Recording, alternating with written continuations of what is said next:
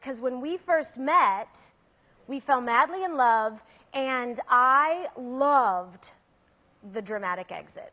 There's nothing I craved more than, like, you know, the first year you're working out your kinks. I loved it.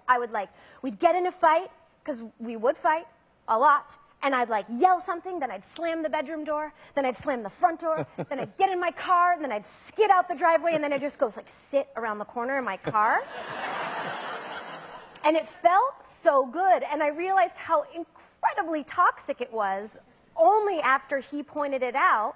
3 months into our relationship, he was like, yeah, you can't leave anymore during fights. I'm not going to do that. And I was like, what? He was like, you can't do that. I'm not going to have a relationship. He has a very high standard. Wow, and that's a impressive. Strong code of ethics. He's like, no, I have more respect for myself than to be in, I love you, but I'm not going to do that my whole life. And I was like, was that attractive when he said that? Wow. So then he said, but here's how evolved he is. He said, let's just help you. You're not a good fighter. And I always thought I was, because I won. Right. He's like, no, people can't do that. Our marriage won't survive. And everything he was saying was making so much sense. And I was like, damn, this guy.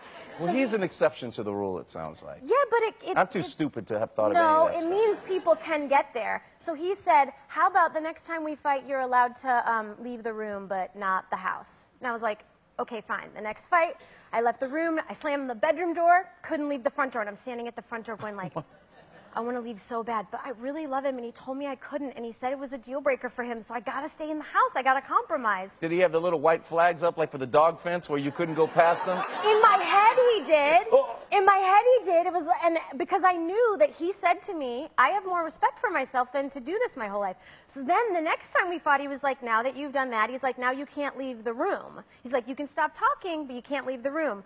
So then we'd like have an argument, and I'd just sit there, and then I'd like mean text him. Just like, because I didn't want to talk to him anymore, but I would like text him. This is getting very personal, guys.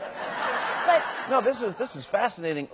Because what I'm realizing is that it sounds you're supposed to be training him, and you kind of got trained. You got trained a little bit. I got majorly trained. Gee whiz! And the fact that you're okay, but.